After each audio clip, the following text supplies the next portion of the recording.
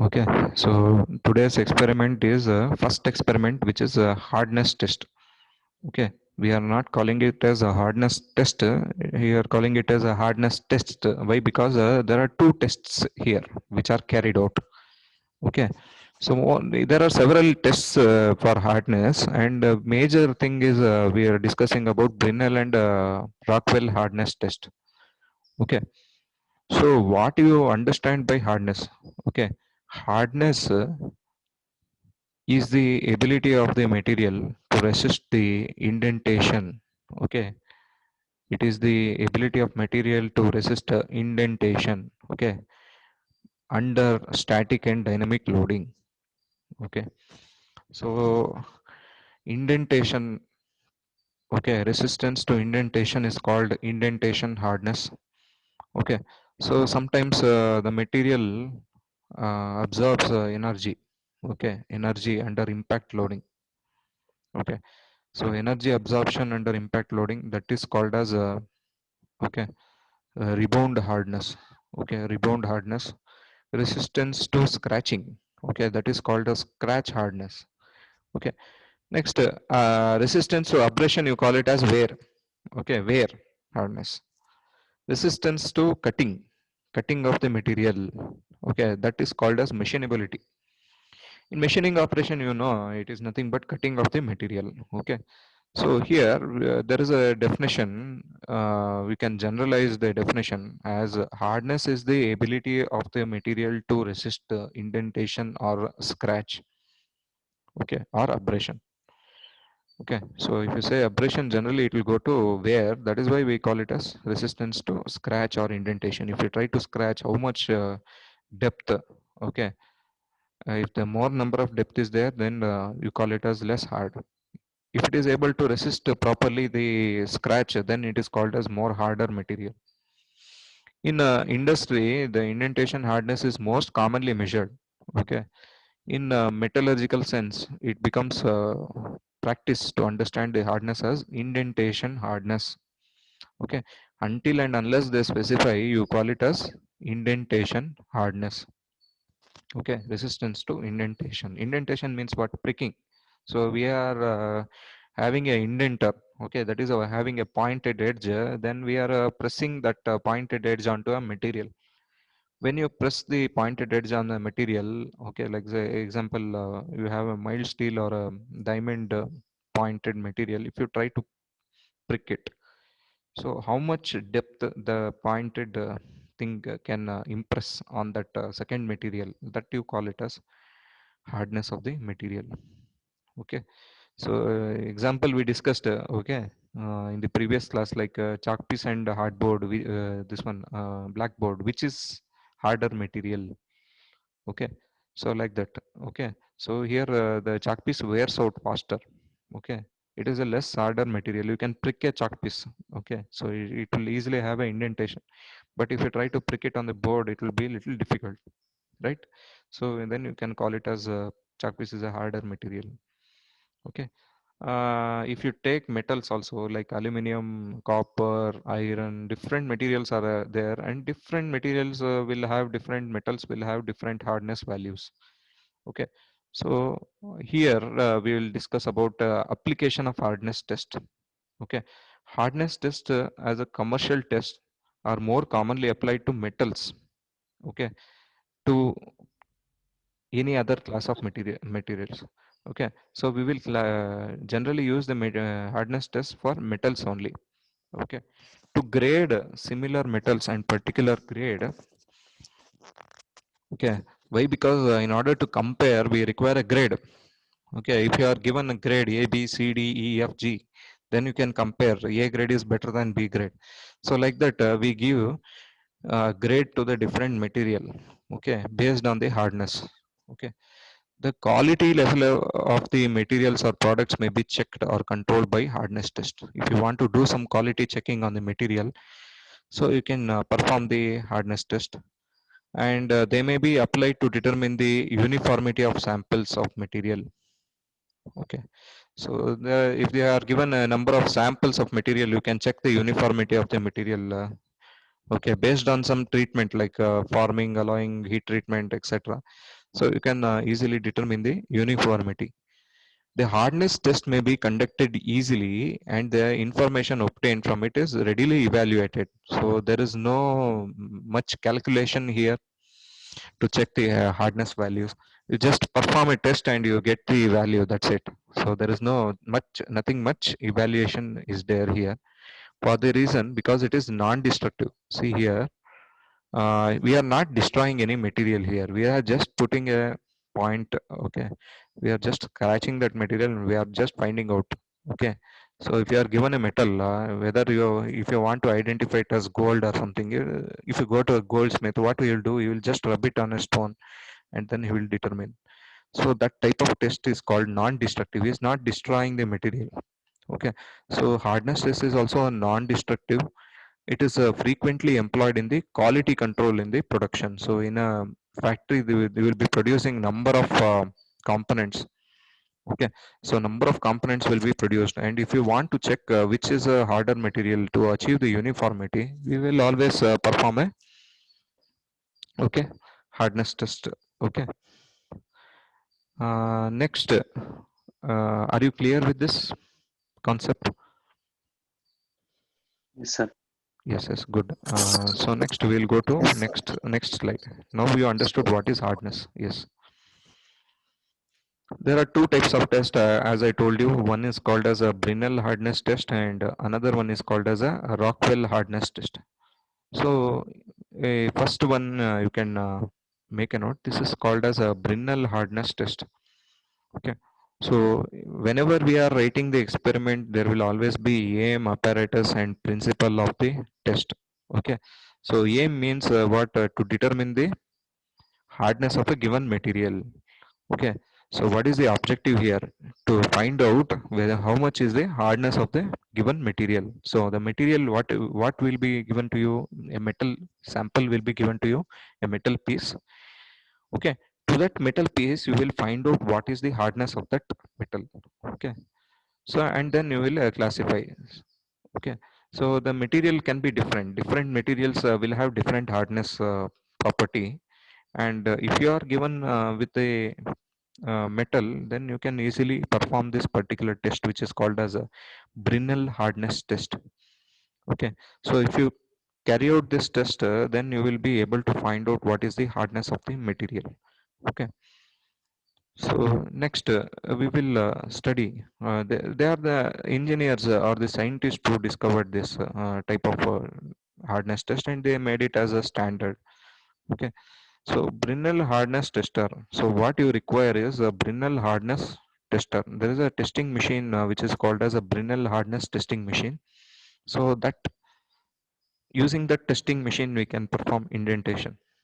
Okay, and another equipment what you require is a traveling microscope. Why you require a microscope?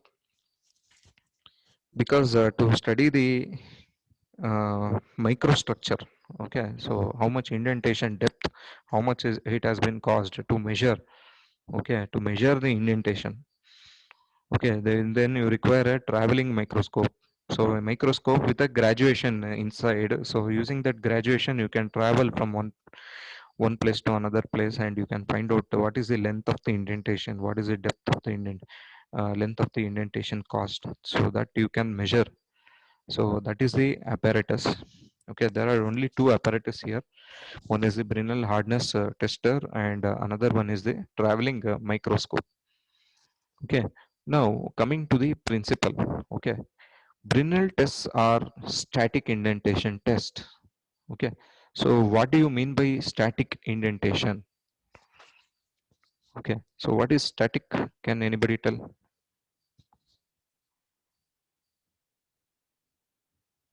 Stationary.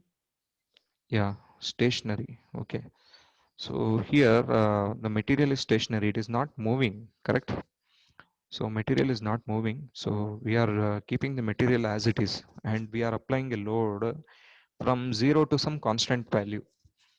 Okay, so when the load is applied from 0 to some higher value, constant value, without any variation, then you call it as a static type of load. And all the tests whatever we do here are static. in nature. So we are not doing anything on a moving component. We are just doing on a material or a specimen which is stationary. Okay. So now using relatively large indenters. Okay. So large indenters means they are applying a load which is a large value. Okay. So then only we can impress on the material metal. Otherwise, we cannot do the indentation. Okay. So the test is conducted using a testing machine which is called as Brinell hardness tester. So construction of the details will be shown. Okay. When you come to the lab, you can see. Otherwise, we'll upload the video. You can see in that Brinell hardness tester. Okay. And then you can make a note of that figure. Okay. Right now, I don't have the figure. I will not. I may not be able to show it to you. The last video, you can just refer that. Okay. It has a table and will and you can have a indenter. Okay. And then a system where you can apply the load. Okay. A steel ball. Okay. So we are using a indenter. I told you in the indenter we will have a steel ball. Okay. So of capital dia D. Okay. So this is the ball here. Can you see here? This is a ball of capital dia D which is forced by a load F. Okay. So we will apply force on this steel ball into the test piece. So this will be making an impression on the test piece. Okay. Uh, I'll repeat again. So this is the ball of diameter capital D is forced by a load F onto a test specimen. Okay, test piece. And small d is the diameter of the indentation left in the surface of the material which is to be tested. Okay, so after you remove this, okay, there is a steel ball, okay, of capital dia D, and you apply a force F on this steel ball, so it makes an impression on this surface. Okay, so the impression which is left will have some diameter that you call it as a small d. Okay, so that you call it as small d. So small d is the dia of the indentation left in the surface which is to be measured, for which the hardness value we have to determine. Okay, are you clear? Yes, sir. Okay, good.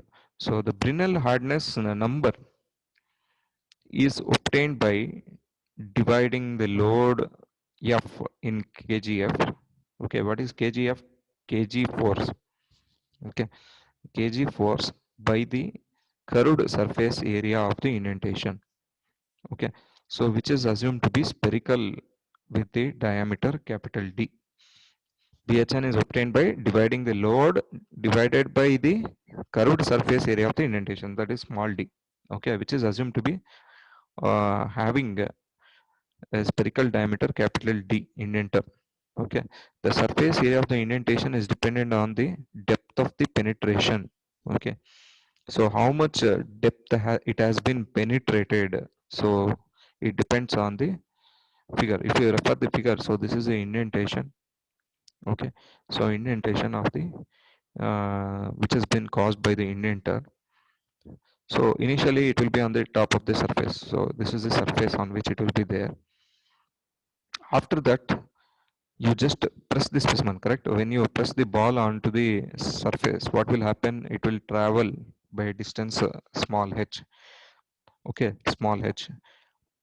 That distance, okay, that distance from the surface to the depth where it has been traversed, that is called depth of indentation.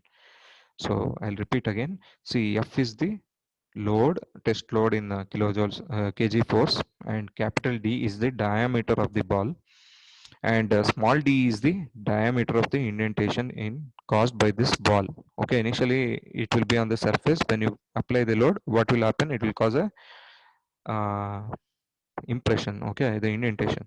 So this diameter of the indentation will be in mm, and depth of the indentation, okay, from the surface to the uh, depth, how much ever the indenter it is causing, that you call it as h, small h. Okay, next, Brinell hardness number is given by test load. Okay, test load divided by the surface area of the indentation. Okay, Brinell hardness number is equal to test load divided by surface area of the indentation which has been caused. Okay, so how do you find surface area? Can you find out surface area, Mr. Ashwin? How will you find Ashwin Purushottam? Yes, sir. Can you find the surface area here?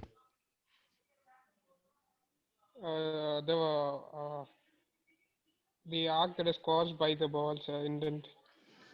Yeah, how will you measure if you know the diameter? What is the surface area? Can you measure? The formula, sir. Hmm. What is the formula? Pi r square. Are we supposed to use that in this? Surface area is pi dh. ADH. Yes, sir. Okay, Height is so also there, yes, sir. yeah, so I will tell you how. See, this is a circle, correct? Yes, Diameter, sir. this is a circular spherical component. When it presses, it forms a circular indentation, correct? Yes, sir. Okay, so how do you measure the area of the circle? What is the area of the circle? Yes, sir. Pi r. Same, sir. Pi r square. Pi r square. Okay, so area of the circle is pi r square. But if you are requiring along with the depth. Okay, so here you require the depth also. That is also very important here. See here, can you see the depth? Okay, so from the surface, how much depth it has gone inside? So it is h. So here the surface area is calculated using the formula pi dh. Okay, so we have to use this formula pi d into h. Okay, are you clear now? Yes, sir. Okay, okay, Yes, Yes, sir. sir. yes. So now you have another formula h is equal to d by 2 minus x. Okay, so h is equal to d by 2 minus x.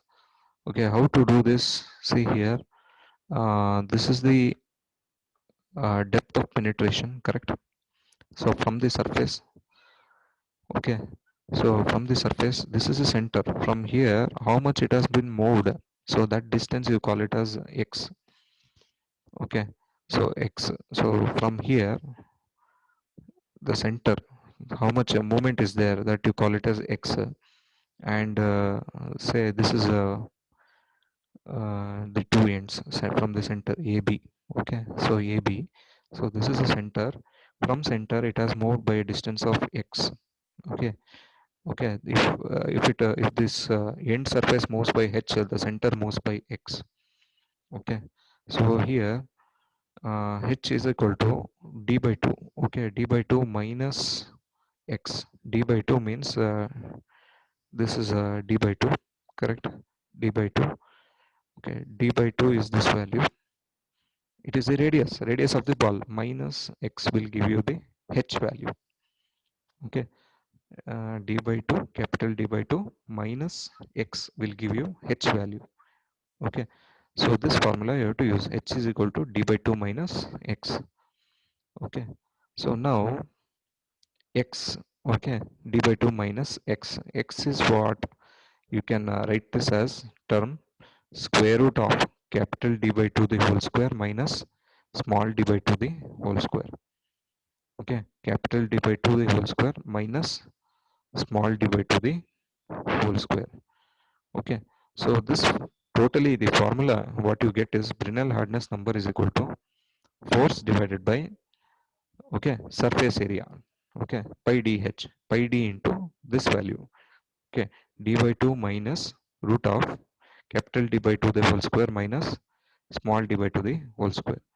Okay, if you simplify this, if you try to simplify this, you will get the formula as bhn is equal to 2f. Okay, this 2 whatever is there we are taking up. Okay, 2f divided by pi d bracket d minus root of d square minus small d square. So this is the formula we are using for Brinell hardness number. Okay, just a second.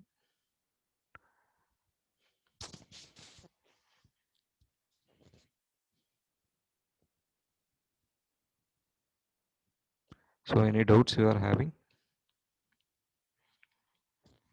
Okay, so what you can do is you take down before taking down, I'll just explain the remaining portion also.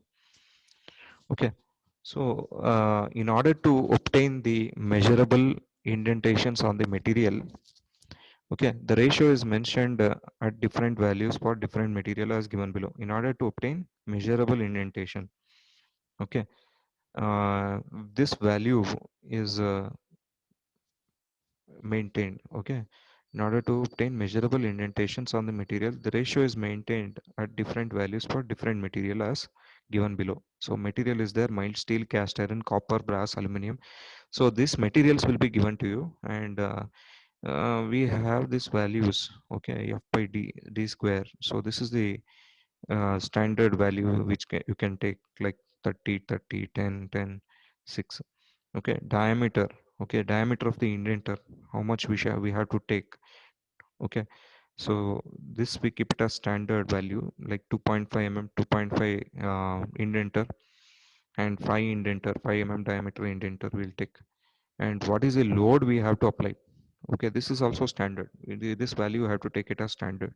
So f 187.5, okay, kg force. Okay, 187.5 kg force, 250 kg force.